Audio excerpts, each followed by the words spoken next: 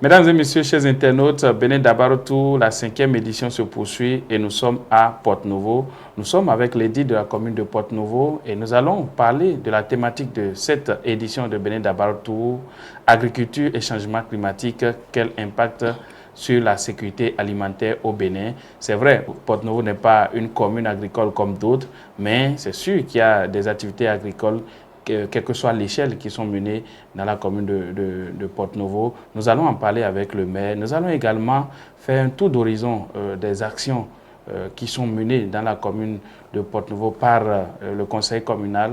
Nous allons parler des actions du gouvernement dans cette localité et nous allons également faire un tour d'horizon de l'actualité comme vous avez pris l'habitude depuis le début de cette tournée médiatique Bénin Dabarotou. Monsieur le maire, merci de nous recevoir chez vous. Merci beaucoup, monsieur le journaliste. Monsieur le maire, nous sommes dans la capitale du Bénin. J'aimerais connaître, pour commencer, l'histoire de votre commune. Ah oui, merci beaucoup. Et Porte-Nouveau, comme vous le savez, c'est la capitale du Bénin. Et nous avons le plaisir de dire que c'est la ville aux trois noms, Adiaché, Khorboune, Porte-Nouveau. Et à travers même cette dénomination, c'est une synthèse de l'histoire de Porte-Nouveau. Oui. Adiaché pour dire que les tout premiers à fouler le sol de la ville de Porte-Nouveau, c'est les Nago, c'est les Yoruba. Et la première appellation symbolise, disons, ses premiers habitants, ses premiers occupants de la ville. Oui. Et Khorbonou pour dire que voilà, c'est la vague conduite par Théagbani et les Adja, le peuple Adja, les Goun, Torié et assimilé. Okay. Donc, c'est pour dire que dans la ville de Porte-Nouveau, nous avons disons, deux grandes ethnies. Et cela ne voudrait pas dire que les autres ethnies n'y sont pas, n'y résident pas, que ce soit les Bariba, les Dindi, les Adja, tout le monde s'y trouve. Mais les deux grandes communautés qu'on retrouve sur le sol de Porte-Nouveau, c'est les Yoruba et puis les Goun et assimilés. Ceci dit, Porte-Nouveau pour dire que bon, les premiers de Campos à découvrir Porte-Nouveau, la terre de Porte-Nouveau, c'est un Portugais. C'est lui qui a donné le nom de Porto-Novo qui, et avec la colonisation française, est devenu Porte-Nouveau. Donc voilà un peu, et on ne va pas dans le détail pour dire, voilà, il y a le royaume Théagbali, après, ainsi de suite, jusqu'à Tofa. Tout ça, c'est des histoires qui sont connues. Mais ce qu'il faut retenir et qui, pour nous, est capital, c'est le titre de capitale de la ville qui semble être oublié et attribué à Cotonou. On est fiers d'être la capitale, même si il reste beaucoup de choses à faire pour donner à Porte-Nouveau véritablement les attributs. Je pense qu'aujourd'hui, nous nous targuons cette fierté de dire que c'est la seule ville qui est reconnue au niveau de notre constitution. D'accord. Voilà. Merci beaucoup, monsieur le maire, pour cette belle histoire qui nous met de l'eau à la bouche, qui appelle certainement des touristes à venir découvrir Porte-Nouveau. Alors, monsieur le maire, nous allons continuer par les actions que vous avez menées depuis que vous êtes là. D'abord, quels étaient les défis et qui étaient les vôtres à la prise de vos fonctions en tant que maire de la commune de Porte-Nouveau? Merci beaucoup, monsieur le journaliste. Et je dois dire que depuis 2020, où nous avons la charge de conduire les rênes de cette ville, comme je le disais tantôt, Porte-Nouveau. Et avant de venir à votre question, c'est d'abord une ville, et une petite ville, qui s'étend sur 52,4 km². C'est malheureusement l'une des plus petites villes de notre pays, mais avec une très forte densité parce que la population tourne autour de plus de 350 000 habitants. Puis on est situé juste à côté du Nigeria et à environ à 30 km de Cotonou. Donc c'est une magnifique ville telle que vous le savez. Et c'est cette ville qui nous a été confiée en 2020. Et je peux vous dire qu'à notre prise de service en 2020, à notre prise de fonction, nous avons essayé déjà de par notre expérience au conseil municipal, nous avons essayé de jouer sur les atouts et d'habitude, davantage plutôt révéler ce qu'est la potentialité de la ville. C'est une ville qui n'a pas de potentialité industrielle, agricole, qui n'a pas de ce potentiel, mais qui a un fort potentiel culturel et touristique. Et donc, très tôt, lorsque nous avons pris les rênes de la ville, surtout au regard des compétences qui sont celles des communes en République du Bénin, nous avons compris qu'au niveau des infrastructures scolaires, il y avait beaucoup de défis à relever. Et aujourd'hui, nous avons énormément investi dans les constructions, les réfections des salles de classe, des écoles, et dans la sécurisation des enfants au niveau des écoles en faisant les clôtures de ces écoles, dans la construction des latrines. Et donc aujourd'hui, une bonne partie disons, des écoles de Porto Novo sont construites, et vous n'êtes pas sans savoir, avec une population d'environ 360 000 âmes, c'est qu'on a beaucoup d'enfants. Donc c'est pour nous un gros défi, et je pense que nous sommes en train de le relever. Et au niveau de la santé, nous avons travaillé surtout par rapport à l'équipement des différents centres de santé, aussi bien d'arrondissement qu'au niveau du CHDO de Porto Novo. Je me réjouis de dire que en tout cas dans tout le Bénin, Porto Novo est probablement la ville qui a le plus investi dans le domaine de la santé, surtout au niveau des centres de santé communautaires, les centres de santé d'arrondissement. Mais en dehors de tout ceci, il faut reconnaître que nous travaillons beaucoup plus pour révéler le côté culturel et touristique de la ville. Et c'est dans ce cadre que le projet Porto Novo Ville Verte, qui est un projet de résilience au changement climatique, en même temps que culturel, nous a permis de réaliser au niveau de la ville de Porto Novo l'unique promenade lagunaire qui existe pour le moment au Bénin et dans toute la sous-région, disons, de l'Afrique subsaharienne.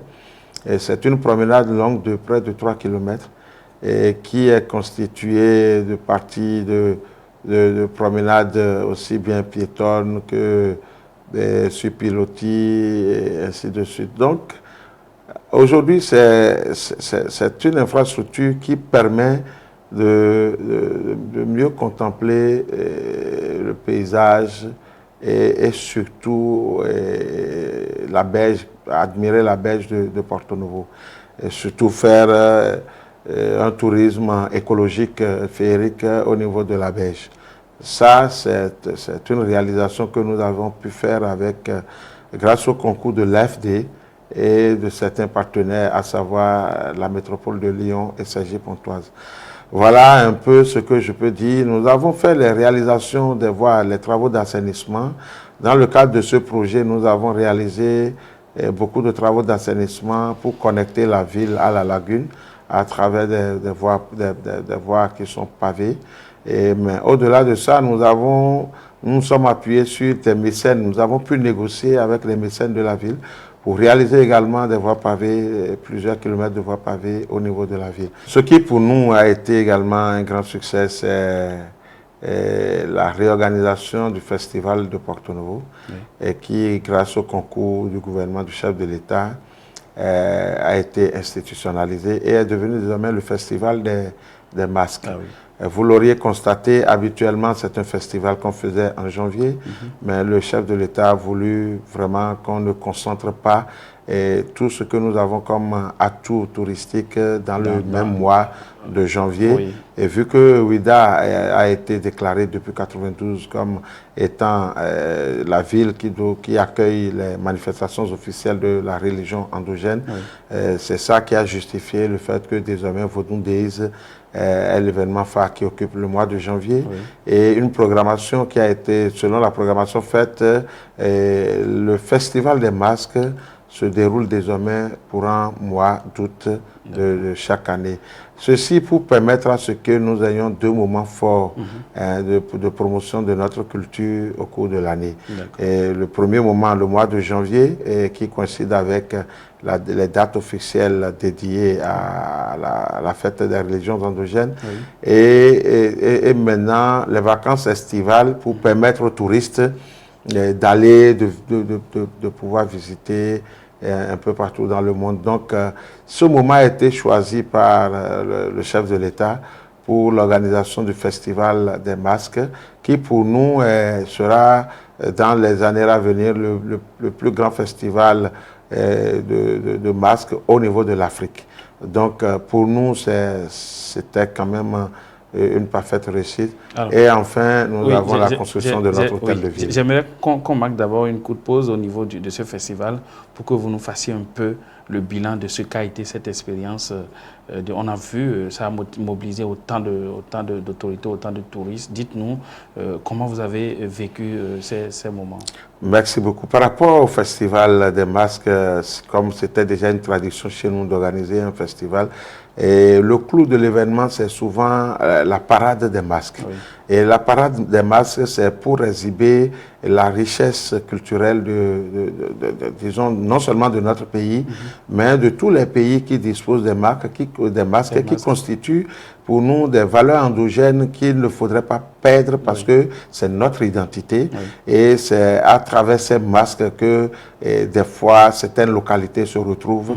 Et donc le fait que Porte-Novo ait choisi de se positionner par rapport aux masques, nous avons constaté pour l'édition dernière que l'organisation il y avait la touche professionnelle de la DAC et surtout l'accompagnement du gouvernement. Nous espérons que la prochaine, comme c'était l'édition test, bon, nous avons pris note des couacs, des failles à améliorer et nous espérons que la prochaine édition sera une édition aussi réussie comme les Vaudou-Days de cette année, étant donné que c'est deux événements qui se tiennent. Donc, nous comptons beaucoup plus sur le gouvernement, nous comptons sur l'engagement du chef de l'État et nous osons croire que en envisageant de faire de Porte-Novo le carrefour des masques africains, et ceci permettra encore davantage de drainer du monde, non seulement de ceux de la diaspora, mais également ceux de l'Afrique, toujours vers notre pays. Étant donné que le souci du chef de l'État, c'est de booster le côté touristique, le côté tourisme et surtout la culture de notre pays et de mettre ça en avant afin que cela devienne un levier économique également pour le pays. D'accord.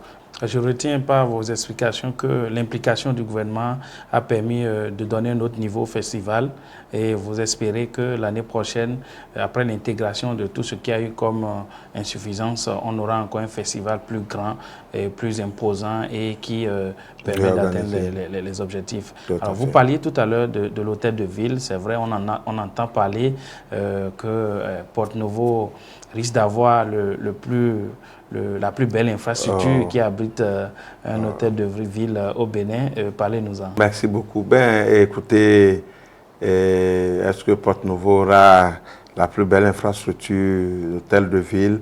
Bon, on aura le temps de le savoir, mais ce qui est sûr, je saisis cette occasion pour remercier encore une fois le chef de l'État qui, dans sa volonté de transformer, de moderniser, c'est-à-dire de conférer à Porte-Novo des attributs qu'il n'a pas pu obtenir, a souhaité que vraiment la construction de l'hôtel de ville soit une exception afin de quand même nous permettre de voir à travers l'hôtel de ville la petite présidence de la ville de Porte-Novo. Et c'est fort de ceci que le chef de l'État lui-même a pris à bras le corps ce projet que nous avons et pour lequel on avait mobilisé un peu de ressources. Et décider vraiment que ce soit un projet d'État. Et aujourd'hui, je pense que dans les tout prochains mois, les travaux vont commencer. Et tout dernièrement, il s'en est véritablement préoccupé et instruit à ce que la procédure d'appel d'offres puisse rapidement être bouclée. Tout ce que je peux vous dire, ce serait une infrastructure de taille, de plusieurs milliards, un peu moins d'une dizaine en tout cas. Ça fait environ 9 milliards, donc c'est quand même impressionnant comme infrastructure. Et ceci, nous en sommes très fiers. Nous en sommes fiers dans la mesure où Porto-Novo, en tant que capitale, l'une des capitales du monde à ne pas avoir la présidence. Mais ce serait pour nous notre petite présidence. En espérant qu'à l'édition prochaine de Benin Dabaratou, nous soyons reçus dans le nouvel hôtel de ville. Pas prochaine édition. Pas prochaine édition, mais dans les toutes prochaines éditions, en espérant d'être reçus dans le bel hôtel de ville qui sera construit. Nous allons parler de la thématique de cette édition de Benin Dabaratou, agriculture, changement climatique, quel impact sur la sécurité alimentaire au Bénin.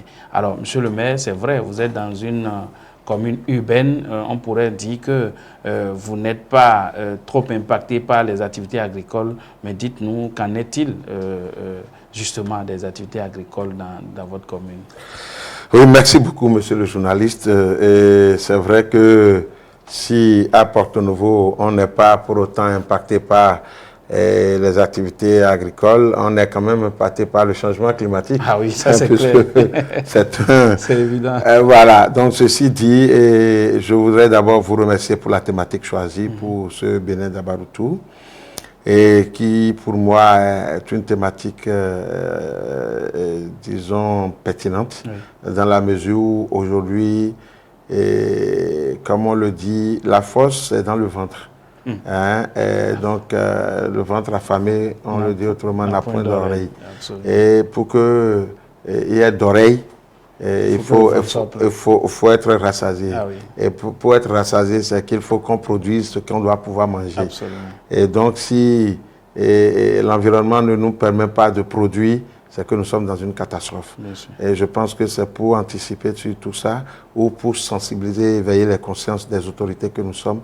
C'est sous cet angle que moi je vois beaucoup plus le choix de la thématique qui est choisie, pour dire que c'est une thématique qui est importante.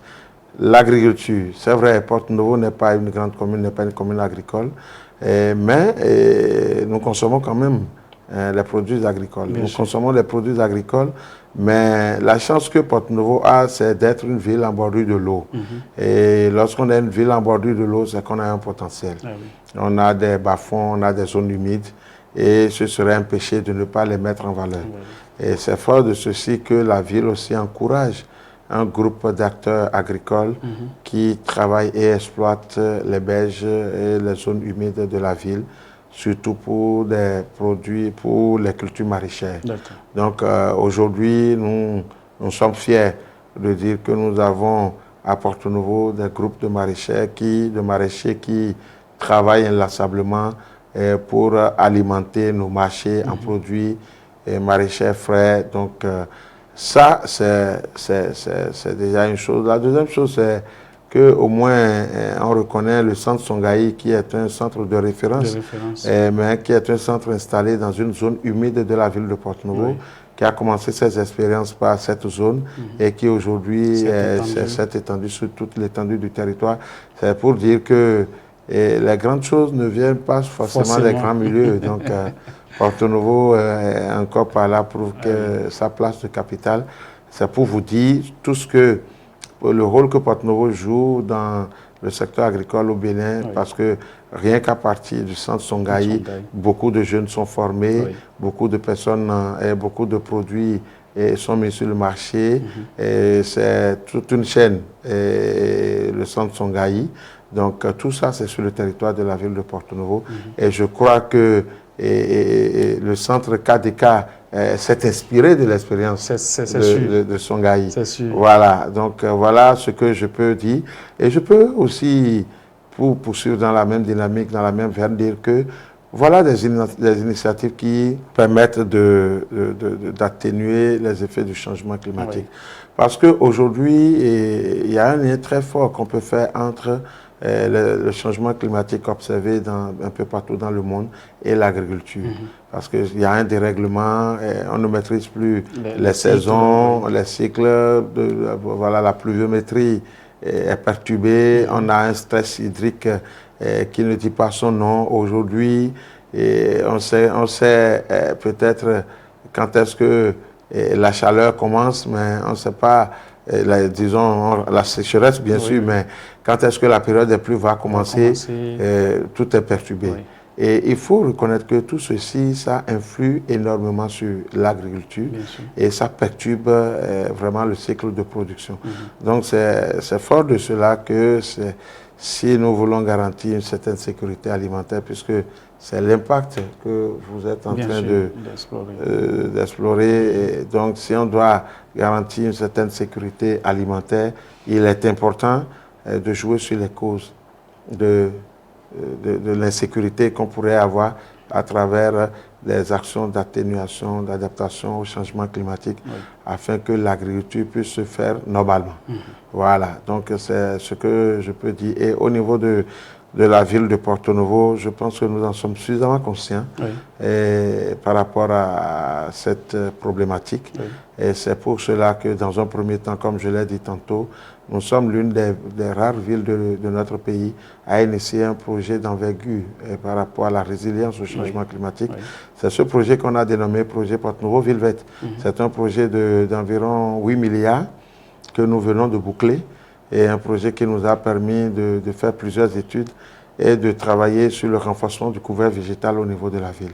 Actuellement, nous sommes en train de travailler également sur un projet de verdissement des artères de la ville, parce que si vous regardez un peu au niveau de nos voies, nous n'avons pas la culture de végétaliser nos bois, nos rues.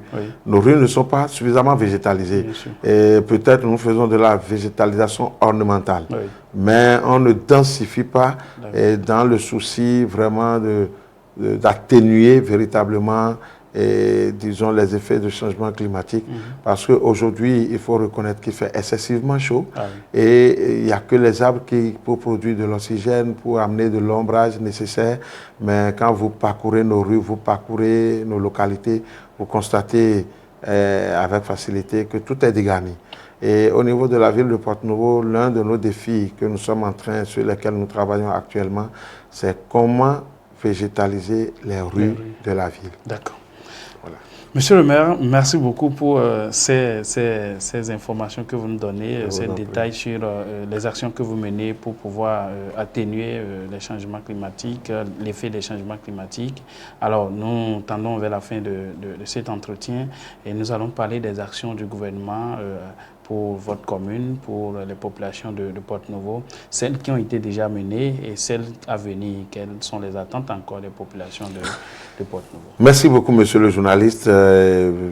Pour ce qui concerne les actions du gouvernement au niveau de notre ville, je pense que les actes parlent plus fort que les mots.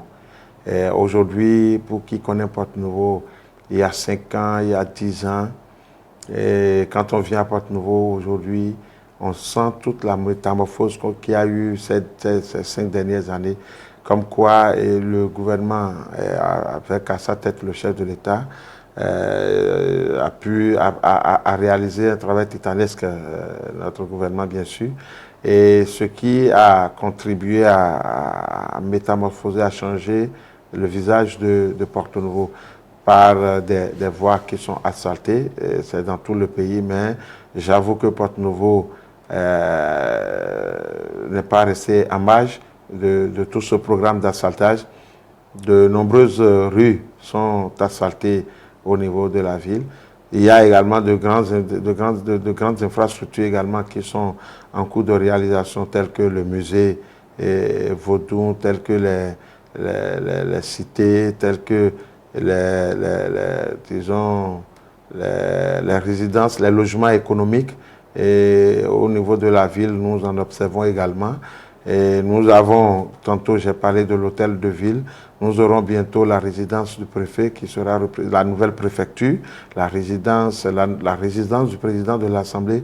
C'est autant de grandes infrastructures qui sont en cours pour changer le visage de Porto Novo. Nous avons les marchés, le marché Wando, qui certainement sera l'un des grands marchés du Bénin, le marché à Wangbo qui est construit et livré déjà. Et nous avons également l'académie de sport. Il y a pas mal de choses qui restent. Et ça, c'est au niveau des infrastructures pour l'administration. Mais pour ce qui concerne l'aspect tourisme et culture. Nous savons que le chef de l'État en a fait un défi majeur. Et ce défi majeur a sa raison d'être dans la mesure où, je l'ai dit tantôt, c'est un levier économique pour le pays. Aujourd'hui, nous ne disposons pas d'autres richesses. Il y a des pays qui ne vivent que du tourisme. Il y a des pays qui ne vivent que de ça. Et je pense que la vision du chef de l'État, c'est de positionner le Bénin comme l'une des destinations touristiques les plus prisées au monde. Et cela ne saurait se faire sans intégrer convenablement Porto-Novo. Parce qu'aujourd'hui, Porto-Novo est l'une des villes les plus visitées par les touristes. Et quand nous prenons au niveau de cette ville les patrimoines culturels qui sont les plus visités, nous avons la mosquée centrale de Porto-Novo, qui est une architecture unique, construite par les afro-descendants venus du Brésil depuis au début des années 1900, et qui aujourd'hui demeure une attraction que tout le monde vient voir. Et notre rêve, c'est de tout faire pour l'inscrire au niveau du patrimoine de l'UNESCO. Et nous sommes en train de travailler pour ça. Des études sont déjà réalisées et notre souhait, c'est de solliciter notre gouvernement à prendre ce projet d'envergure à bras le corps et de pouvoir le réaliser pour que cela soit une destination prisée, comme déjà nous le constatons. Mais au-delà de tout ceci, nous avons également l'obélisque Pakliao, qui pour nous est un monument très très important dans la mesure où cela symbolise le siège mondial du culte Zambweto, qui aujourd'hui n'est plus à démontrer, tout le monde le connaît. Mais la base, le cœur même de ce culte Zambweto, c'est ici à Porto-Novo. Et cet obélisque mérite d'être rénové et pourquoi pas repensé pour que cela devienne une attraction au même titre que la statue de l'Amazone, au même titre que d'autres obélisques que nous avons, parce que nous avons foi que c'est quelque chose d'exceptionnel que nous avons et nous saisissons votre tribune pour vraiment appeler l'attention du chef de l'État là-dessus et le ministre de la Culture afin que ce dossier puisse vraiment être intégré au projet phare du gouvernement pour renforcer l'attractivité de notre pays. Au-delà de tout ceci, nous avons pas mal de choses. Porto-Novo est la seule ville qui dispose de beaucoup de maisons afro-brésiliennes. C'est une architecture en voie de disparition, mais nous battons pour la sauvegarder. Nous espérons que des projets d'entretien, de sauvegarde viendront nous appuyer pour maintenir ces beaux bâtiments de la ville. Je vous remercie. Merci beaucoup, Monsieur le maire. Alors, c'est très heureux de savoir tout ce qui a été fait. Vous avez également lancé un appel pour ce que les populations de Porto-Novo voudraient encore. Alors cette année, nous sommes soutenus par le groupe KDK, Kidani Dada de Pessou, qui est un groupe agricole disposant d'une ferme agricole à Tchaourou, d'un lycée agricole à Parakou et d'une université agricole à Parakou. Alors, dans le partenariat qui nous lie, le groupe KDK a voulu offrir à toutes les communes que nous allons parcourir des demi-bourses de formation pour des enfants des communes, pour une demi-bourse pour le lycée, une demi-bourse pour l'université agricole. Alors, tout à l'heure, à la fin de l'émission, nous allons vous remettre vos deux demi-bourses et vous allez voir les conditions pour les candidats de bénéficier de cette demi-bourse. Alors, je vais vous demander votre impression par rapport à cet acte de KDK et en même temps vous demander de dire votre mot de la fin parce que nous sommes malheureusement à la fin de l'entretien. D'abord, je tiens à féliciter véritablement le promoteur de KDK, oui. L'honorable Charles Toko, qui vient par cet acte nous montrer et confirmer que l'adage selon lequel plutôt on dit souvent la terre ne ment pas. Et de par certainement ses expériences et vu qu'il est beaucoup plus dans le nord, il a compris que oui, les producteurs du Nord, les cotonculteurs, les producteurs d'anacad, d'acajou, de soja et consorts, bien qu'étant analphabètes, mais ils sont devenus riches rien que par l'agriculture. Oui. Et c'est fort de cela, il a voulu vraiment que cela soit réorganisé à travers une ferme expérimentale, un lycée et une université. Nous lui tirons chapeau, nous le félicitons et nous souhaitons plein succès à ces projets parce que c'est rare de trouver des initiatives du genre. Et donc, ceci dit, nous sommes très heureux de ce qu'il accorde une attention particulière à toutes les communes de notre pays en leur offrant des bourses, des demi-bourses, je voudrais dire, pour permettre aux jeunes désireux de s'engager dans l'agriculture de pouvoir s'inscrire. Nous prenons acte de cela et nous allons réfléchir et voir dans quelle mesure fixer des critères pour permettre à ce que les jeunes de notre commune saisissent cette opportunité. Et nous sommes également heureux de savoir que pour sa visibilité, et s'est appuyé sur Dabarou, l'organe de presse Dabarou, qui est déjà connu et qui fait bien sa promotion. En tout cas, félicitations. Merci beaucoup, monsieur le maire. Voilà, donc, très cher frère Charles, honorable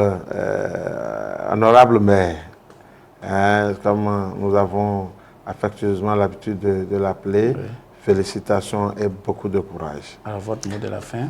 Mon mot de fin, je voudrais remercier Dabarou pour cette initiative de Bénin Dabarou Tour qui, de temps à autre, nous donne l'opportunité de nous prononcer sur des thématiques bien précises et aussi de pouvoir rendre visible notre commune.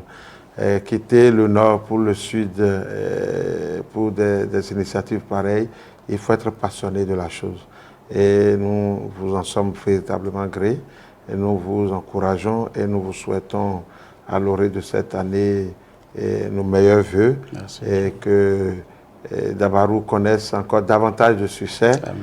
Et rentre dans sa phase de coopération, de partenariat avec nous aussi, pourquoi pas. Amen. Voilà. Amen. Merci beaucoup, monsieur le maire. Merci beaucoup, monsieur le maire. Mesdames et messieurs, chers internautes, vous l'avez compris, nous étions avec le maire de la commune de Porte-Novo, Charlemagne Yankoti. Avec lui, nous avons abordé la thématique de cette édition de Bénin Dabarou Tour. Nous avons parlé également de plein d'autres choses, telles que le festival des masques. Nous avons parlé des réalisations du gouvernement. Nous avons parlé de l'agriculture. Merci de nous avoir suivis et à très bientôt. Au revoir.